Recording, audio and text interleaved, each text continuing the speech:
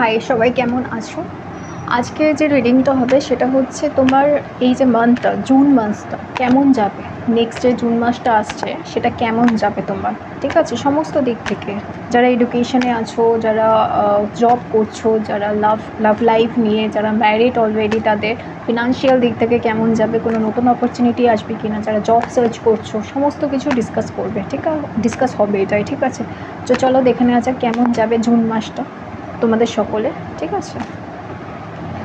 তো জুন মাসটা কেমন যাবে my dear universe, please give us some hint. Universe আমাদের প্লিজ দেখান নেক্সট মান্থটা কেমন যাবে।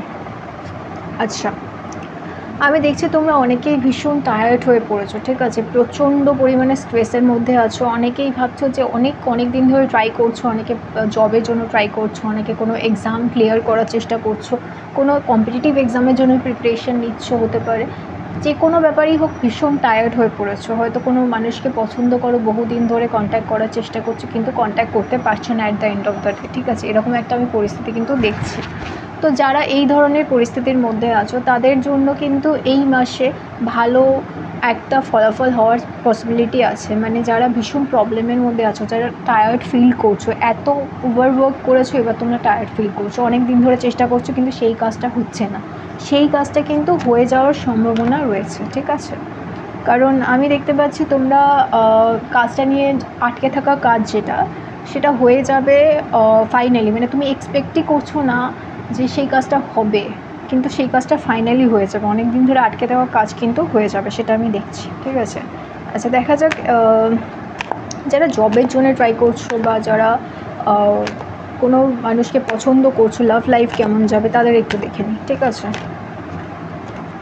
ওয়াও, আচ্ছা, নাইট অফ সোলস। তো এখানে এটা হচ্ছে যাদের লাইফে খুব একটা বেশি স্ট্রাগল চলছে, মনে করো কোনো একটা কাজ আটকে ছিল, ঠিক আছে? মনে করো হয়তো তোমার যার সাথে কানেকশান রয়েছে সে তার সাথে নো কন্ট্যাক্টে রয়েছো, বা তুমি যে জবটা চাইছো সেটা হচ্ছিল না, সেটা কিন্তু হয়ে যাবে, ঠিক আছে? কোনো প্রবলেম নেই। আচ্ছা, আমি একটু স্পেসিফিক্যালি দেখবো, মানে যারা রিলেশনশিপে আছো তাদের কেমন যাবে এই মান্থটা রিলেশনশিপ ওয়াইজ।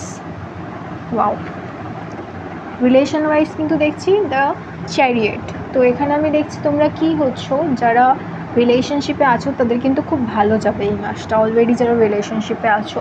কারণ আমি দেখছি অনেক রকম প্রবলেম পাস্টে হয়েছে, অনেক রকম কানেকশানের প্রবলেম হয়েছে, ঠিক আছে? এরকম যে কমিউনিকেশন হচ্ছে না, আবার কখনো কখনো দুজনের মধ্যে নো কন্ট্যাক্টে রয়েছে, এরকম সিচুয়েশন আমি দেখছি, ঠিক আছে?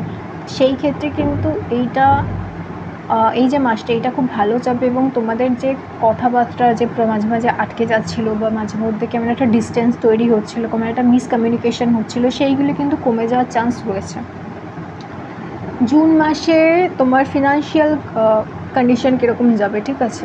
সেটা একটুখানি দেখে নেবো, অপরচুনিটি কেমন যাবে তোমার।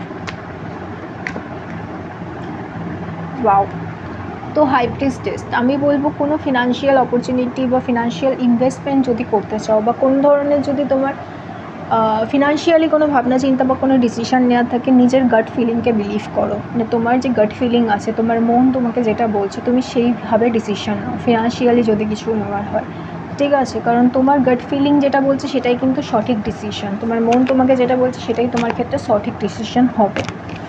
আর দেখি কি হতে চলেছে ফিনান্সিয়ালি, দ্য হায়ারাফেন্ট।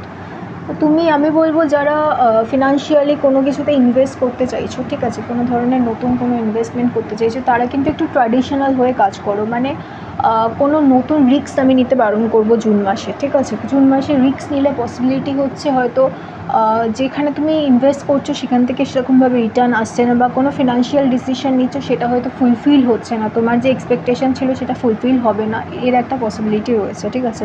এই নতুন কোনো কাজ করার আগে আমি বলবো ট্র্যাডিশনাল, মানে যেটা একদম 100% গ্যারেন্টি রয়েছে তুমি ইনভেস্টমেন্টে রিটার্ন পাবে, সেরকমই কিন্তু অপরচুনিটি নেই, ঠিক আছে?